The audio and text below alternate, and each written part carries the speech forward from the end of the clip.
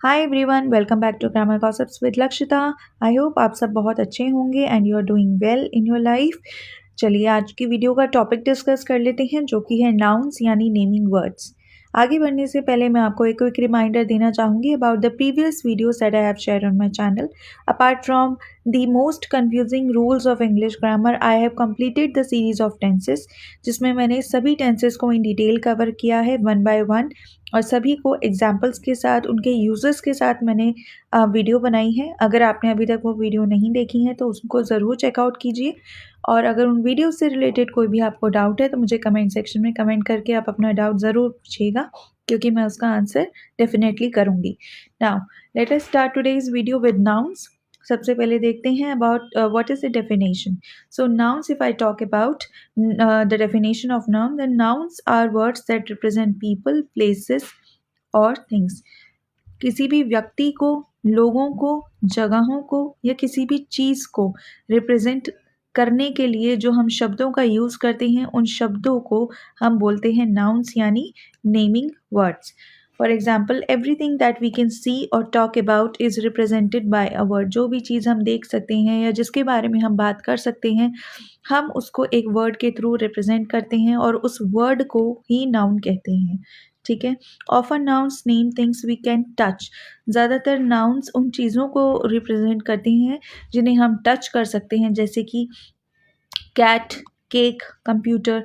But कभी कभी कुछ केसेस में ऐसा भी होता है उन चीज़ों को भी हम नाउन्स यानी उन चीज़ों का भी नाम होता है जिनको हम टच नहीं कर सकते। We can only feel them. For example, bravery, kilometres, happiness. Okay, तो ये भी नेमिंग वर्ड्स होते हैं, ये भी नाउन्स होते हैं। चलिए, moving on to the examples of nouns. If I talk about the example of person, a soldier is a person, Alan can be the name of a person, cousin is a person, lawyer is a person। Place में example हो गए house, London, factory, shelter। Things के examples हो गए तीन type के, objects, animals और ideas, जिसमें ऑब्जेक्ट्स में मैं आपको दूंगी एग्जाम्पल्स टेबल का, London bridge, chisel, nitrogen, month, inch, cooking. Animals, rat, shark या Mickey. Ideas, confusion, kindness, faith, theory of relativity, joy. There can be more examples to it. आप और एग्जाम्पल्स जानते हैं या आप और एग्जाम्पल्स डिस्कस करना चाहते हैं तो आप अपने आंसर्स मुझे कमेंट सेक्शन में कमेंट करके बता सकते हैं। आगे बढ़ते हैं और देखते हैं एग्जाम्पल्स ऑफ नाउन में। अब यहाँ पर अगर आप देखेंगे तो मैंने कुछ लेटर्स को यहाँ पे रेड कलर से हाईलाइट किया है। तो ऐसा क्यों है, अगर आप नोटिस करें तो Alan is a name of a person. Alan जिस व्यक्ति का नाम भी होगा, जिस भी व्यक्ति का नाम है यहाँ पे, वो एक इंडिविजुअल पर्सनालिटी है।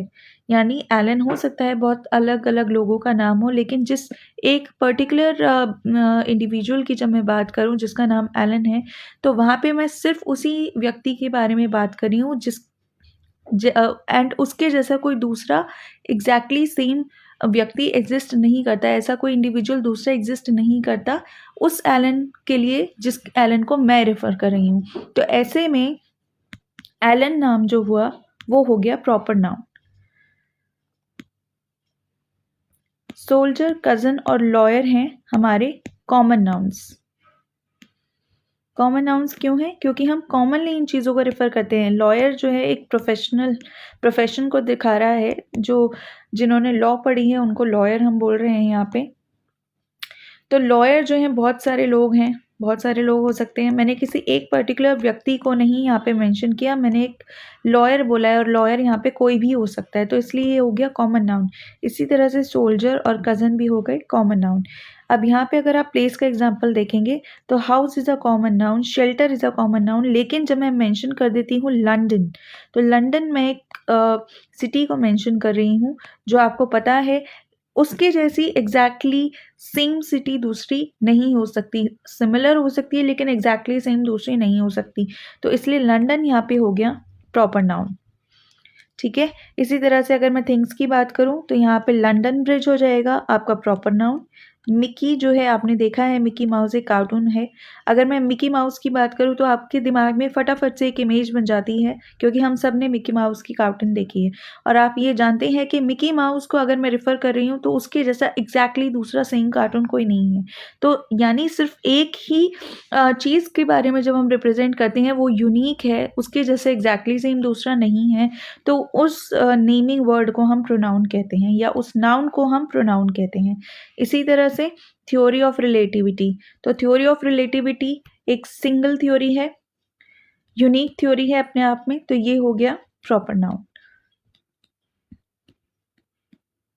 फाइन, ओके, चलिए moving on to the kinds of noun, जो मैंने आपको अभी एक्सप्लेन किया है। अब एक बार डेफिनेशन के थ्रू भी इनको समझ लेते हैं। कॉमन नाउन्स और प्रॉपर नाउन्स के बीच में क्या डिफरेंस है। देखिए, a common noun is a word for a person, place और thing. For example, person, city और dog. Proper noun is the given name of a person, place or thing. It's likely to be a personal name or a title. For example, Michael, New York या Rover. Now, proper noun always start with a capital letter. This I have already mentioned in my examples in this slide. Fine.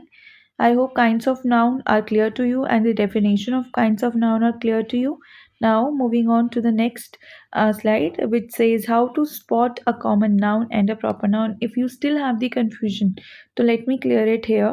If you want to identify a common noun, just try to answer this question. What is it? ये क्या है? It is a bridge. ये एक bridge है, ठीक है। तो bridge यहाँ पे हो गया common noun. When you try to find the answer of the question what is it, कि ये क्या है, तो वहाँ पे आप आंसर कर रहे हैं कॉमन नाउन को। लेकिन अगर मैं आपसे पूछूं व्हाट्स इट्स नेम, उसका नाम क्या है, तो उसका नाम एक यूनिक है नेम उसका, जो which is this name represents only this particular bridge, तो ये हो गया proper noun. So in simple terms, if I try to explain you, proper noun basically tells you about the name of that particular thing, and common noun tries to describe that thing in a single word. Fine? Chaliye. Let us practice two questions here related to nouns. If I ask you what is noun, here are three options. Option A, a word that expresses an action. Option B, a word for a person, place, or thing.